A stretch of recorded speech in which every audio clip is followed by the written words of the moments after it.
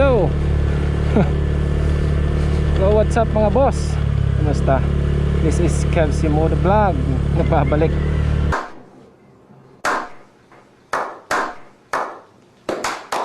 Kasi tagal tayo hindi nakapag-vlog.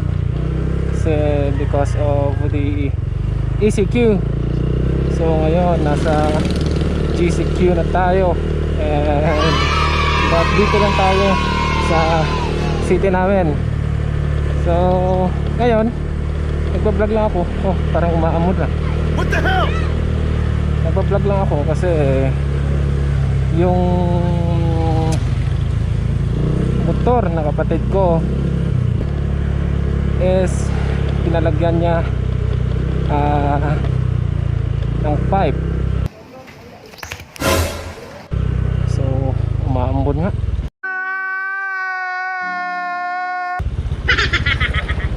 Ito na tayo.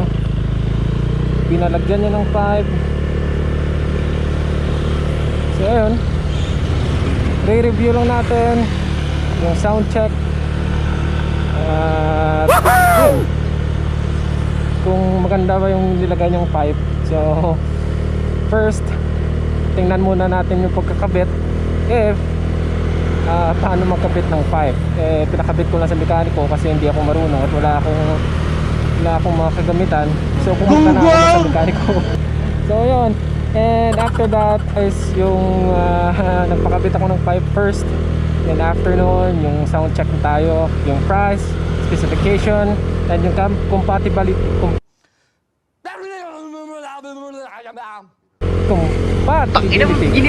pipe. Para saan yung pipe, if compatible ba sa mga motor.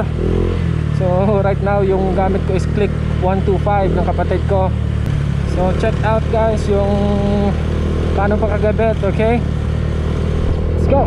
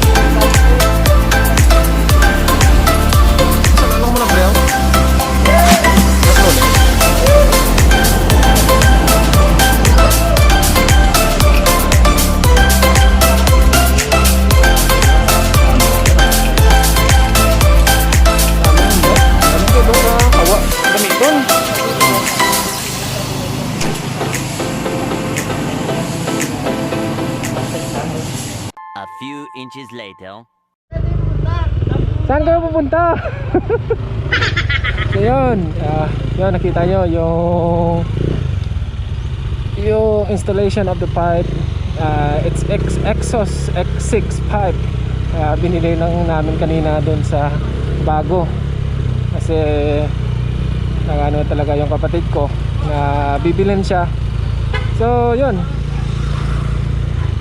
X6 pipe. Ito yung tunog niya. Yun o. Yun yung tunog niya, X6 pipe. And titingnan natin mamaya yung tunog niya kapag nakainto tayo, diba?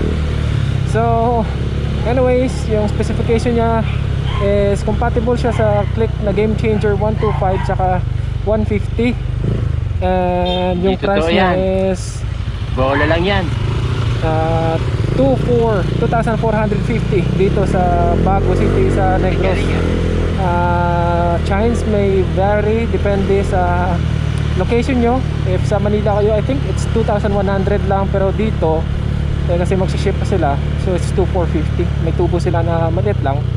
So yun, ngayon naglilibot-libot lang kami kasama yung dalawang taragkada o kilala ko, yun, si Boss Mark tsaka si Boss RJ. Libot-libot lang para ma-check or ma-check na rin yung pipe is if maganda ba or if pangit or ganda. For me, honest review, maganda naman kasi hindi siya gaanong maingay. Actually nakita ko online na pasado siya sa LTO standards.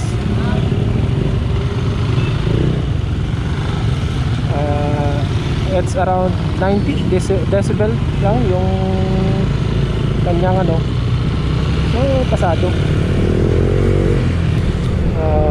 2,450 and maganda, quality naman. For me, okay na siya, okay na. Exos X654 game changer.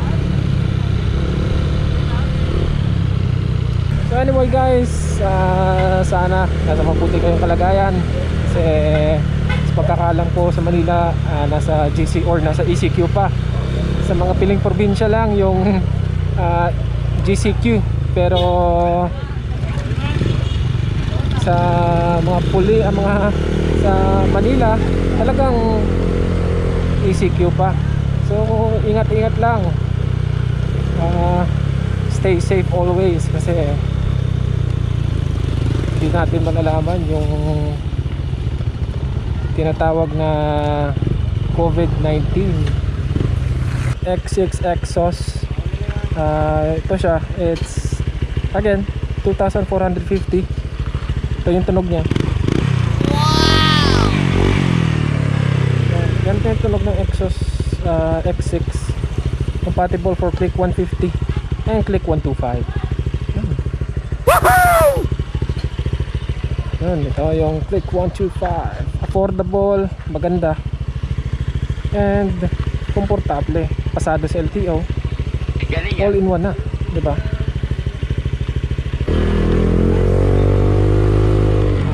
What are you doing? Isang hirit na lang para marinig nyo yung tunog ng Exos.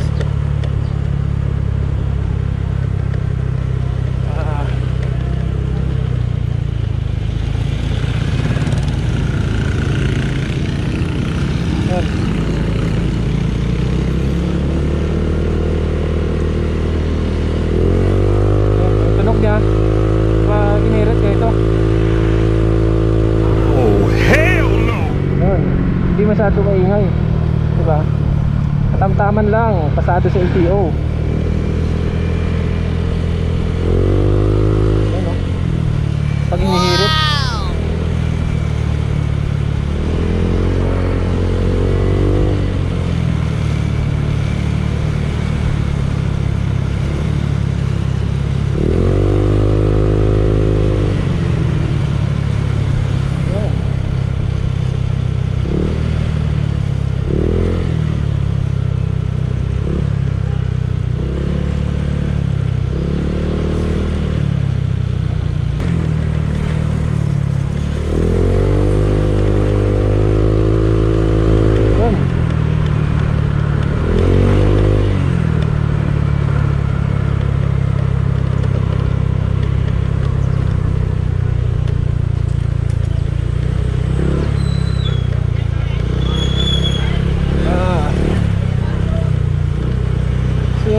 that's it for today.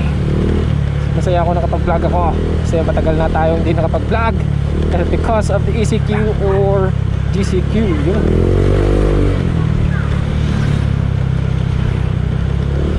And guys, and